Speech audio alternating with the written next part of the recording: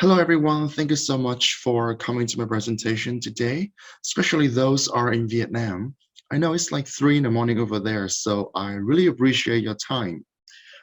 Today, I would like to introduce a topic about Vietnamese traditional music.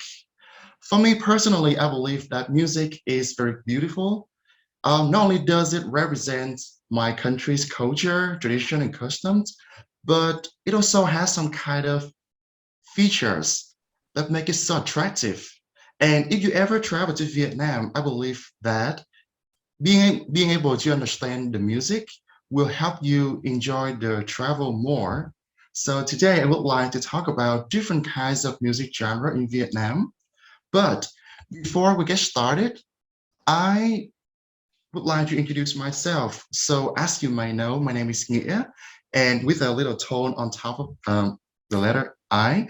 So I am a teaching assistant for Vietnamese language program at the University of Michigan. I am particularly interested in cultures, languages, and music. I have been in the US for 8 months already, and I find this extremely fascinating because uh, okay, sorry. Đúng rồi đấy. Uh, Cái you này là ơi, tên của cái đây là Istanbul thì nó dịch là you ơi, mua sắm Istanbul là đúng cửa rồi đó. hàng mua sắm ở hold Trung on, sorry for that. Small. Ờ, Okay, I'm particularly interested in music and I've been in the US for 8 months. So I have a lot of friends who introduced to me American cultures and I like it a lot. In addition, I love music and I have played the guitar for 8 years. That is a picture of me playing the guitar. I have a YouTube channel with nearly 300 subscribers. So after this, you can go to my channel and subscribe because I need 99,000 subscribers more to have a silver button from YouTube. So let's do that. Thank you. Anyway, for the agenda today, I would like to talk about three main parts. The first one is why is Vietnamese music so special? And the second part is different musical instruments of Vietnam. And last but not least, different music genres of Vietnam. Okay. Fortunately, I have some students who love these kinds of music. And I also have students who have learned how to play some special instruments of Vietnam. So it would be nice to hear them share the experience. So let's see. So for the first part, I would like to talk about why is it so special? What makes Vietnamese music so special?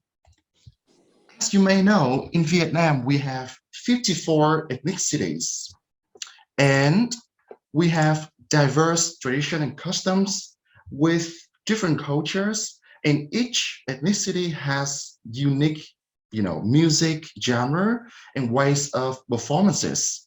Whenever you travel to Vietnam, every single place you go, they might have a different presentation for the music. They have a different ways of performance. They have a different musical instrument, and you will find it so fascinating if you are culturally interested. And one major component that contributes to the special feature of Vietnamese music is the musical instruments. You know, in Vietnam, we have way so many musical instruments, but today I would like to introduce to you a few instruments that I find so popular, and you might encounter them whenever you travel to Vietnam, especially to the north, where they have so many musical performances all year round. Um, so for the first instrument I want to talk about, which is đàn nguyệt, which is literally translated as moon lutes. As you can see here, the resonator resembles the moon, so they use it to name the instrument. And this instrument only has two strings, and they're made of nylon or fishing line. This allows the instrument to have some kind of low tension. And then when you play the instrument, it might produce some kind of bending sounds, which is a unique features of so many Vietnamese music genres. As you can see, there are different kind of frets on the body of the instrument. With a low tension, the player can actually move from one to another very easily without having any difficulties compared to other instruments like guitar that I'm going to talk about later on in my presentation. And because of the unique sounds, a lot of people use đàn nguyệt or moon lutes in different musical performances like cải lương, which is reformed theaters, or bolero songs. So this perhaps is the most popular instrument for musical performances in Vietnam, and you might know more about it. Um, the next one I want to talk about is đàn gáo, with a very funny name, as you can see, coconut shell fiddle. So this instrument originated from the south of Vietnam, and if you look very carefully, the resonator is made from a coconut shell covered by leather. And as you can see, đàn gáo does not have any frets, so it requires some kind of precision when you play. And if you want to make a sound, you have to glide the bow with the strings.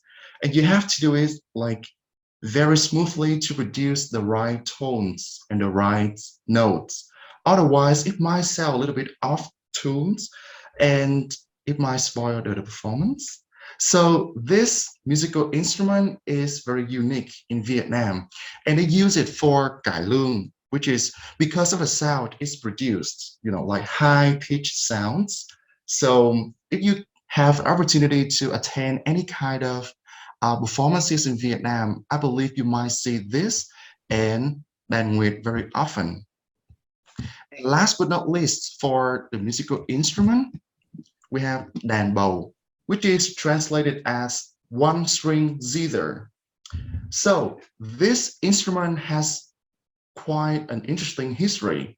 So in the past, blind women, they play this kind of instrument to make a living when their husbands were in the war. Now, whether this story was correct or not, the instrument is true. It has been played by blind musicians, and as you can see, it only has one string from the name of it, only one string, but it requires a great deal of precision. You need to move your left hand and your right hand simultaneously, trying to produce the right notes. Otherwise, it's going to sound very awkward. And to move your left hand, you need to practice, because any movement can create a different sound or a different note. Interestingly enough, in Vietnam, this kind of music is often played by senior people or in some special musical performances. But here today, I have a very, very special student of mine who has learned how to play đàn bầu. And I was so amazed to know that he learned this kind of music at a very young age. So I think it would be nice to listen to his experience and the reason why he decided to learn this one string zither. So Yui, are you there? Yes. Okay. Hi, how are you doing? Hi. Yeah, I'm good. How about you? Okay, so I was so amazed to know that you learned this kind of music. So would you mind sharing with us the reason why you decided to learn this kind of instrument? So honestly, the reason why I choose to play one string theater is kind of random because like 3 years ago, one of my friends, she is really into this instrument and she asked me if I want to play the instrument or not. And at that time I was like, yeah, why not? I love to like try new things. So that is the reason why I decided to play the instrument. And I don't know, but there's something really attractive about this instrument. The more that I spend on it, the more I love it. And yeah, that's my experience. Do you have any difficulties to learn this instrument at first?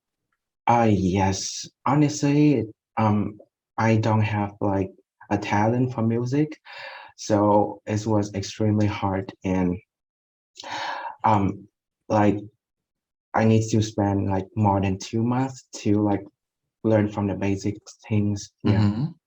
Well, I believe that to be able to learn and to play this instrument, you must be very talented. So maybe one day we can listen to you play. Who knows? Oh, thank you. Oh, but thank you so much for sharing. I really appreciate it. But Yeah. yeah, you have to play for us one day. Thank you so much, Yui. Yeah, okay, sure. So those are some musical instruments in Vietnam I would like to introduce today. Obviously, we have more. We have way more than three. But I don't think we have enough time to cover every one of them. But if you want to learn more, I think it is very important to spend time and do some research about it. And I feel like it is very important to learn more about Vietnamese culture, just my personal experience. So yeah, thank you, Yi, for your sharing. So for the next part of my presentation, which is also the last part, but it is very interesting, I want to talk about different music genres in Vietnam. Now, in Vietnam, we definitely have a lot, like, I mean, a lot, especially in the north or in some mountainous areas where people have traditional performances probably every month or every 3 months. But I'm going to focus on three particular and three popular genres that I find interesting. And at the end of the presentation, I'm going to be playing a guitar and I'm going to present a song of Vietnamese music.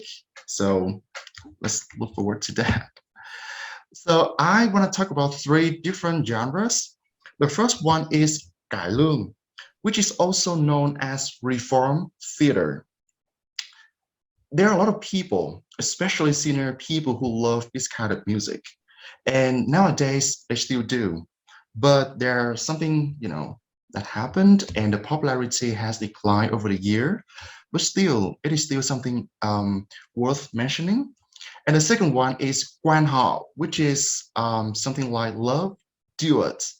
So this morning it was so interesting. I met my students and she told me that her family and she herself are a big fan of Quan, and she really want to learn more about it. So I hope to be able to give her some information about it. And I think this is very interesting because the name has a very special feature that I can mention. And last but not least, Bolero. Bolero is a very unique music genre of Vietnam. It is very unique. The melody is different, and the lyrics are very meaningful as well. So those are reasons why I really want to cover on these genres. And I'm gonna go to the first one, which is cải lương, reform theater. So cải lương originated from the south of Vietnam in early 20th. It became so popular in the year 1930s, and it continued, gaining the popularity until the year 1970, I think 1970s. And then at that time, different kinds of music started to develop in Vietnam, and people started to lose interest in cải lương, and they don't listen to this kind of music anymore. Nowadays, as I mentioned earlier, um, senior people, they listen to cải lương um, a lot because it gives them a sense of, nostalgia. Interestingly, in the past, middle class, people, they consider cải lương pure escapism. They listen to this kind of music as a way of entertainment, so they could entertain themselves. It was very stressful in the past. And because I think the reason why they listened to this kind of music was because of the melody. As you can see here, I'm going to show you the video later, but as you can see that in this performance, the artists usually sing with a very high-pitched voice, and at the end of the sentence, they would try to hold their breath or their breath at the end, and they try to keep the last word as long as possible, which is the main feature of cải lương. So whenever you listen to a song and and you see that the last word is kept for a long, long time, that is reform theater. And especially something I want to mention is that There are two kinds of cải lương. The first one is ancient, and the second one is modern. Ancient cải lương is more like something happened in the past, and oftentimes it contains a story in society. Whereas modern cải lương is about things nowadays, people's love stories, things like that, which is very interesting as well. But personally speaking, I love ancient cải lương modern because there's some kind of story behind it, and I feel like I need to understand the message that I want to convey. Now, in the performance, the artists have to wear some kind of makeups, very strong makeups to make them look outstanding. And they also have the very special costumes as well. And as I mentioned earlier, they all the performances often contain a story. So if you can see, there's a picture right here. The artists, they have to wear makeup, and the performances, or they have to wear a very special costumes as well to perform. Now, a few days ago, I talked to one of my students who is now in LA about cải lương, and I wanted to hear about her opinion, and she somewhat has an interesting opinion about it. So I kind of want to hear her share again in a presentation today to see whether she likes it or not. So Ezra, are you there? Yeah, I'm here. Yeah. Okay. So what do you think about cải lương, in your opinion? I hate it with a passion. I know.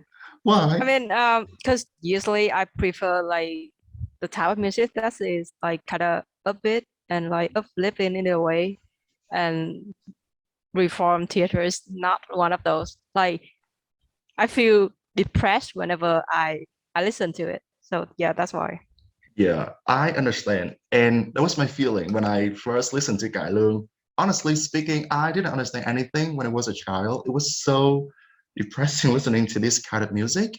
But when I got older, I felt like they really invest a lot of efforts in the performance, and they try to convey a story, they try to convey a message.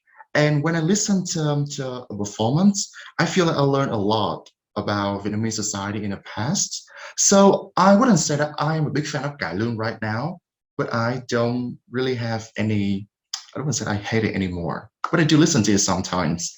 Well, thank you, Ezra, for sharing your honest opinion about this kind of music. And for other people, let's see what your opinion is when you listen to just a short video about modern cải lương. So the video is rather long. There are two parts. The first part is about Vietnamese, and the second part is the artist is gonna sing in English. So to save time, I'm gonna switch to the second part so you can understand what it is about, as I explained earlier. And I probably want to hear your opinion after this, okay? So if I smooth right here, can you hear? Quý vị nghe tiếng đàn của Văn Hoàng không quý vị? Oh, sorry. Nghe rõ lắm không? Thank you.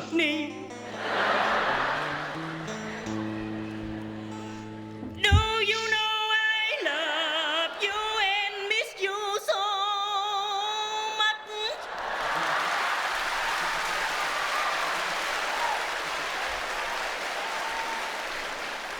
Night after night I cannot sleep so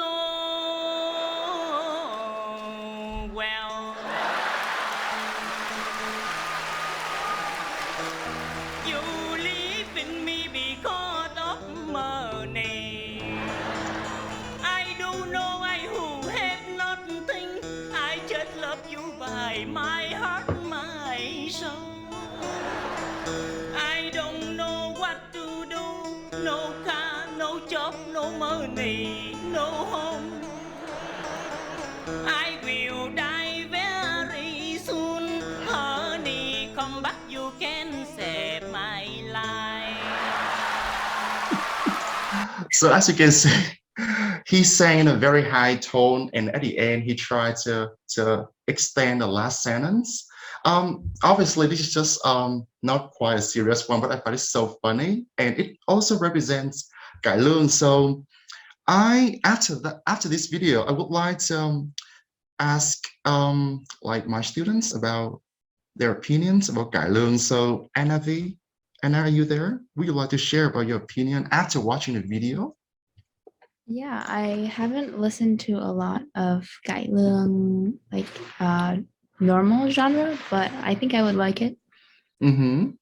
Yeah, I know you're a big fan of Quan, but it's good to know that you love the different kinds of music in Vietnam. What about Christina? Are you there? Yeah. Okay, what do you think about this? I don't like it either. Like Ezra said, my Yeah. parents watch a lot of Paris by Night when I was younger. And so I would hear it sometimes. And sometimes they use it in comedy, like this guy. So I don't really like it. Yeah. But yeah, I think thank you, Christina, for sharing. So just to give you the general idea about cải lương and the performance, but if you have time, just go on YouTube and type cải lương. You will experience different kinds of performances with very beautiful costumes and also makeups and also the story in Vietnam. And I think that's very interesting and it's worth researching. So that's the first music genre I would like to mention. And the second one, which is surprisingly, a lot of my students in Vietnam, they love this kind of music. And also one of my students here in the US. So Quan, which is love duet. Before I go into details, I kind of want to tell a story, which is very interesting because of the name. Now, the name obviously has different theories and explanations. But I found something very fascinating, and I would like to share with you that. So, back in the day in Vietnam, we didn't have an official government. We only had courts where the king and the queen lived together, as well as other mandarins. So in the north of Vietnam at the time, there was a river. This river was beautiful, and the river name was Kinh Bắc, as you can see right here. One day, yeah, that's a Mandarin. One day, the Mandarin was traveling around on a river on a boat. He was enjoying the scenery and everything. It was so peaceful. And accidentally, he heard some villagers performing some kind of traditional music of their village. So he was so attracted to the performances and he stopped to listen to the performances and the songs. And after that, he decided to introduce this kind of music to the court, to the king and the queen. And it became so popular at that time. So why do I tell the story? In Vietnamese, we have Quan, which is Mandarin, and Ha means them. And combine them together, we have the story Mandarins listening to them. And that explains the story behind the name of Quan Ha. Of course, there are other articles talking about different theories for the name, but I find this one quite interesting. And a lot of people nowadays still believe it. So that's something to take away, right? To explain to other people, because other theories might be a little more complicated. So that is the name of this kind of music genre. Nowadays, people, especially people in Bắc Ninh, which is in the north of Vietnam, they use this kind of music. They perform Quan Họ in several festivals, such as Tết holidays, and I believe you know that. And also there are different festivals as well, because the melody of Quan Họ is so melodious. It is often about love stories with happy vibes. It doesn't bring any kind of negative energy. So a lot of people actually love this kind of music. Now, when you perform this, you have to wear traditional costume of Bắc Ninh, which is a very fascinating topic that I would like to talk about maybe in another time, because it has so many costumes and they're attractive. They're so beautifully made. So in the performance, the women, they usually sing something and they issue musical challenges, and then the men, they listen to the challenges and they have to respond. It is often about love stories, so it has a very positive energy, and when you listen to this song you feel like very positive and energetic. um there's a video. Oh, hold on, I'm going to show you the costumes. As you can see here, these are some of the examples of the costumes when they perform. We have more. I think we have like 36 or even more than that, but we don't have time. But I would love to go like talk about this next time if I have an opportunity. As you can see, they are like beautifully made, especially with the hat. They are very different. That makes Vietnamese music very special, in my opinion. Before I show you the video, I have a student, well, a student and a colleague actually. She's also a big fan of Quan, and I kind of want to ask her the reason why she likes it. So let's see what she has to say. V, are you there? V.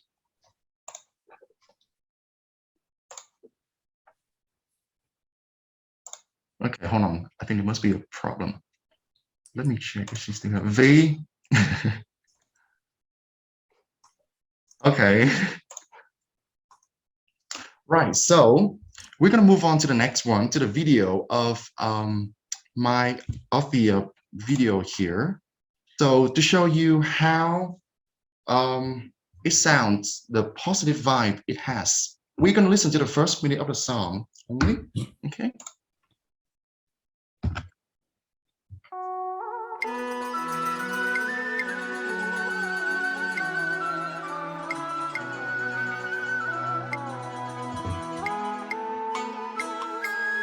Ngày hội năm xưa em tiễn anh tới một con đò, em gửi miếng trầu thương nhớ để mùa sau anh nhớ lại rằng trầu em về mang bao tình nghĩa thắm đỏ thắm qua những mùa đông để mùa xuân tươi đẹp nắng hồng trầu quan họ em lại chờ. Năm nay nhớ nghĩa xưa anh lại sáng tìm miếng trầu anh nhận năm ấy để hôm nay anh đến tìm em. Hội làng đông vui là thế mà sao em. So as you see, women will sing first. They will issue some challenges, and the men have to sing after that, respond to the challenges. So I think I should ask Anna one more time because she told me she's a big fan of this kind of music. So Anna, do you mind sharing why you like this kind of music so much? This morning you told me. Sure. I just watched these videos a lot when I was younger, so it brings back a lot of good memories, and I really like the traditional wear that they wear a lot in these videos, like áo thư thân. So yeah, I think it just brings back a lot of good memories, and I like listening to music. Yeah. Do you like the explanation for the name? Yeah, I had never heard that story before. I know, I never heard of that either. So you can tell your family. But thank you for sharing for these kinds of music. Now for the last one, which is well, personally, I love this kind of music very much, which is, well, sorry, I'm gonna go to the next one. Bolero. So Bolero doesn't have any Vietnamese name. We just use it at, it was introduced to Vietnamese music in early 1950s. Originally, Bolero is from Eastern Cuba in the late 19 or something. And because when it was introduced to Vietnam, we liked it so much, we decided to make it a little bit more Vietnamese. We changed the melodies, we changed the lyrics, and gradually it has very unique and very distinctive melodies and also meaningful lyrics.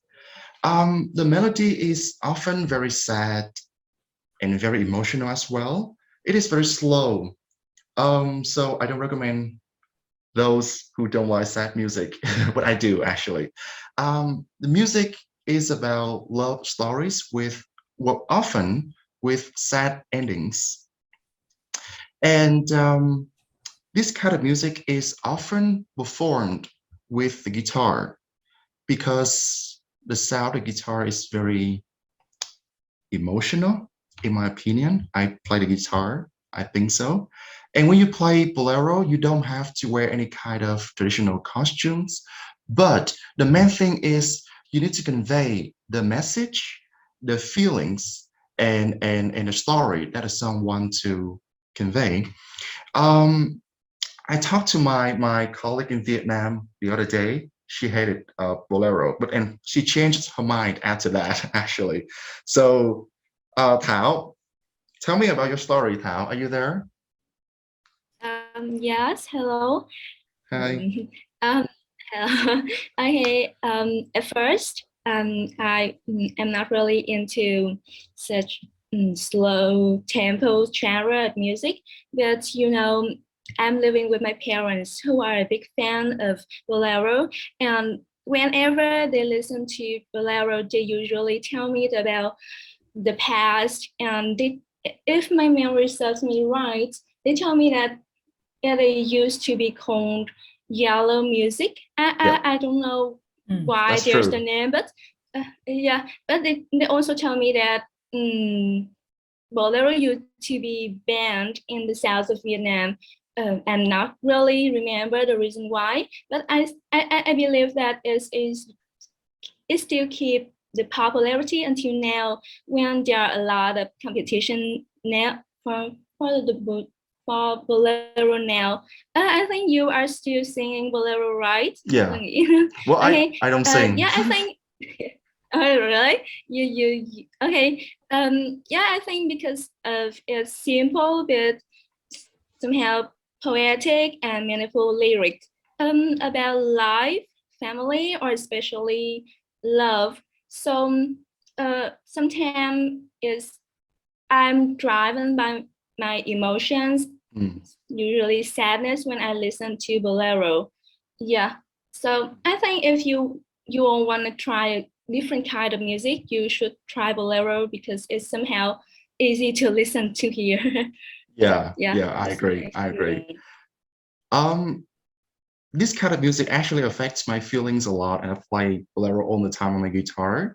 So, but I believe that people interpret music differently. So for the next part, which is the final part, that's me playing the guitar. So I'm not going to tell you about the story of the song. And after this, I would like everyone to give me a few words about your feelings, how you feel about the song, and to see whether I have successfully conveyed the message of the song. So yeah, that is me playing the guitar. So let's see.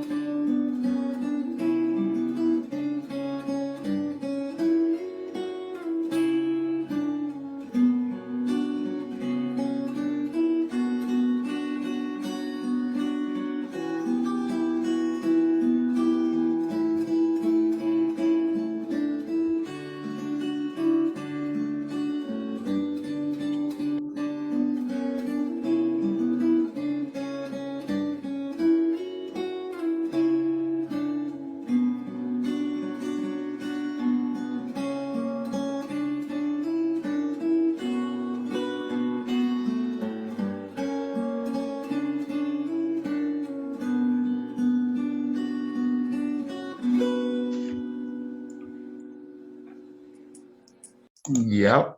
So that's it. I would like just to like a few words on how you feel about a song when you listen to that. A sense of sadness. Ooh, okay. Beautiful. Thank you, you. Nice to be a certain mood to listen to. Yeah, that's true, Ezra. Thank you. We don't have to write a whole sentence, just a few words. How you feel about it? Because the story behind this song is in no, no in chord. Thank you, you. Coming. Okay, thank you, darling. Yeah. So, to explain a little bit about a song, Longing, Rainy Morning. Okay, wow. Thank you, Professor. Thank you, Kotian. Strong emotion. Yeah, so there's a story behind the song, and this is a true story. So a long time ago, there was a lady. She was 18 years old, and well, she was like a beautiful lady in a village, and she had a lot of people who wanted to be her friend. Naruto cinematic. Thank you. So she had a lot of people who wanted to be her boyfriend. Ironically, she fell in love with a man who had a family. I mean, love at first sight, you cannot do anything about it, right? So she felt wrong about it, but she couldn't do anything about it. She was so painful inside and she couldn't do anything. So she decided to go into a forest and she committed suicide, which is a very sad story. And the writer knew the song, knew the story. He felt bad, so he wrote the song for her. And the lady name was T, as you can see here. So the name of the song is T's Love Story. It is a very sad song, but it's very beautifully written. And well, I hope I was able to convey the message of the song through my guitar. Um, so that also concludes my presentation for today. I think it was pretty enjoyable for me.